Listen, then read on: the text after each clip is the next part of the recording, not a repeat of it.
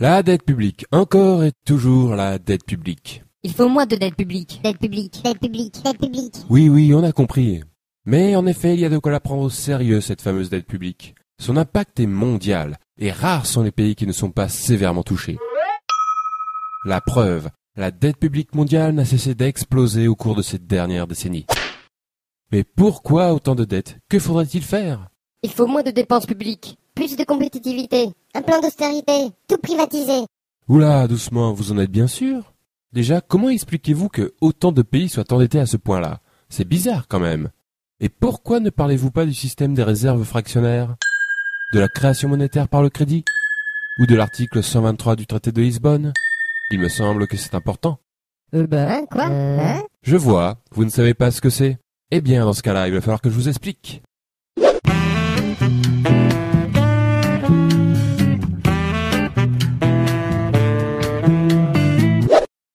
L'économie, c'est comme une baignoire. La monnaie est son eau. La règle est de la remplir avec la bonne quantité. Ni trop, ni pas assez. Quand une économie est en croissance, c'est comme si la baignoire grossissait. Il faut donc rajouter de l'eau, c'est-à-dire créer de la monnaie. Donc une première question s'impose. Comment est créée la monnaie? Les robinets de l'économie, ce sont des banques très particulières, normalement publiques, que l'on appelle des banques centrales. Elles peuvent créer et détruire la monnaie à volonté, et donc remplir ou vider l'économie. La monnaie créée par ces banques s'appelle la monnaie centrale. Mais, petite astuce, il existe un deuxième robinet, constitué des banques commerciales, c'est-à-dire les banques privées. Cependant, ce robinet fonctionne d'une manière un peu particulière. Je vous explique.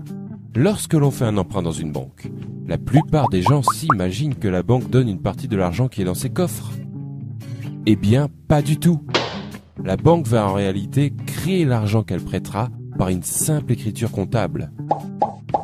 Cet argent sera détruit au fur et à mesure que le prêt sera remboursé. Ce procédé se nomme tout simplement la création monétaire par le crédit.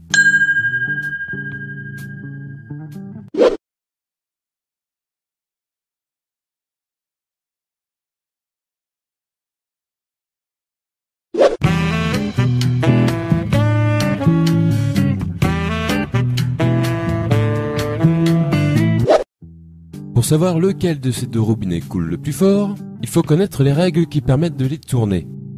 Première règle, l'article 123 du traité de Lisbonne. Il fut un temps où les États se finançaient auprès de leur banque centrale et faisaient donc couler le premier robinet. Autrement dit, les banques centrales créaient l'argent dont les États avaient besoin pour combler leur déficit. Ce que l'on appelle aussi faire tourner la planche à billets. Mais l'abus de cette pratique à des fins généralement électorales provoquait par moments une inflation importante. C'est pourquoi, depuis les années 70, influencés par le monde financier, les États s'interdirent le recours aux banques centrales. Cette interdiction existe toujours et est aujourd'hui visible dans le traité de Lisbonne, signé par tous les membres de l'Union européenne sous l'article 123. Les États ne peuvent donc plus faire couler le premier robinet. Ils utilisent alors le second. Cela veut dire que pour combler leur déficit, les États font désormais des emprunts auprès du marché financier, et plus particulièrement auprès des banques commerciales. Deuxième règle, les réserves fractionnaires. Tout comme les États, les ménages et les entreprises font aussi leurs emprunts auprès du marché financier. Cela garantit alors pour les banques commerciales beaucoup d'argent à prêter en perspective. Mais disposent-elles de suffisamment de fonds pour cela? A priori oui, car comme nous l'avons vu, les banques commerciales créent l'argent qu'on leur emprunte. Mais il existe une limite, que l'on appelle le taux de réserve. La création ne peut avoir lieu que si la banque possède une certaine quantité de monnaie centrale. Cependant, cette limite est franchement souple, puisque, au final, les banques commerciales peuvent créer et prêter plus de 6 fois ce qu'elles possèdent en monnaie centrale.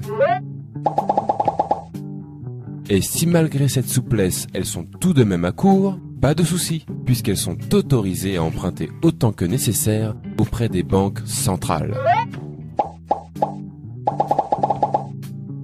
Cela laisse donc pas mal de liberté au second robinet. Ce système plutôt méconnu s'appelle le système des réserves fractionnaires. Il est pourtant répandu dans le monde entier.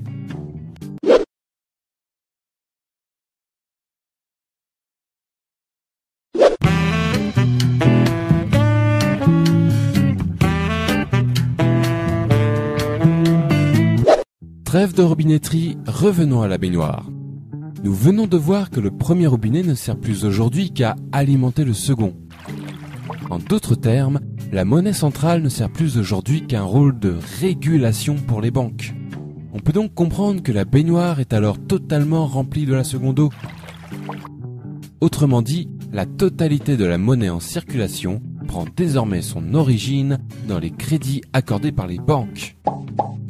En effet, l'essentiel de la monnaie est de la monnaie dite scripturale, c'est-à-dire de la monnaie issue du crédit.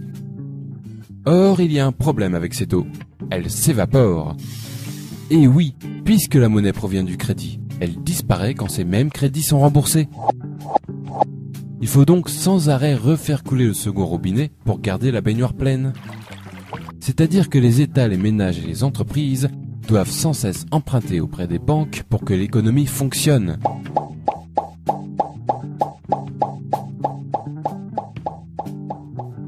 Deuxième problème, cette eau coûte très cher. En effet, les crédits accordés par les banques s'accompagnent d'un taux d'intérêt servant à rémunérer la banque. Il faut par conséquent payer perpétuellement des intérêts sur cette monnaie scripturale qui remplit l'économie. Et je peux vous le dire, cela représente un sacré pactole pour les banques et leurs créanciers. Et un sacré manque à gagner pour tous les autres. On va voir combien ces fameux intérêts peuvent coûter avec un exemple concret. L'énorme dette publique française. Respectant les règles qui ont été décrites, l'État français ne fait plus appel à sa banque centrale et paye donc des intérêts depuis 1973. Lorsque l'on somme ce qui a été payé en intérêts seul depuis cette date, on obtient le nombre remarquable de 1400 milliards d'euros.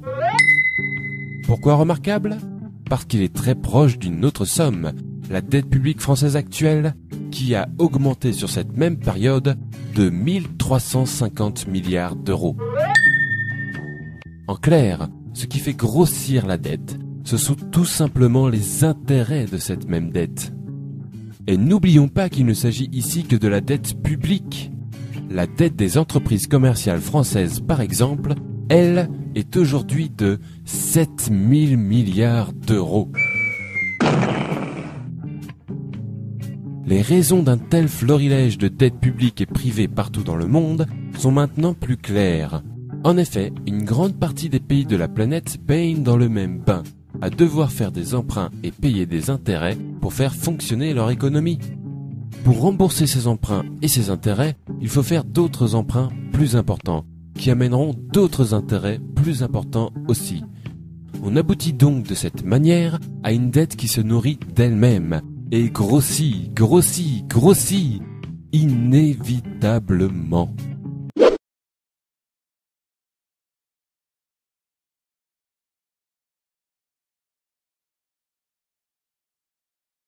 Vous avez déjà dû entendre que la dette publique est provoquée par une mauvaise gestion des dépenses de l'État, ou un manque de compétitivité, et que la seule manière de la résorber est de privatiser l'économie ou d'appliquer des plans d'austérité.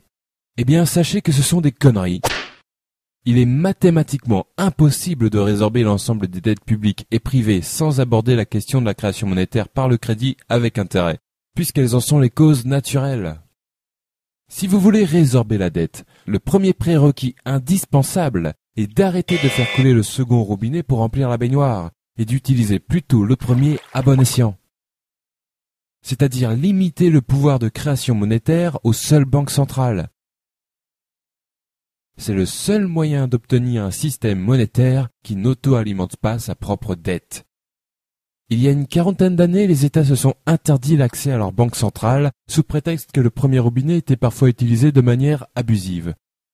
Nous sommes arrivés aujourd'hui à la situation inverse, où le premier robinet manque cruellement et un autre l'a remplacé, remplissant l'économie de dettes impossibles à rembourser. Tout cela, ne l'oublions pas, au profit des grandes banques et de leurs créanciers.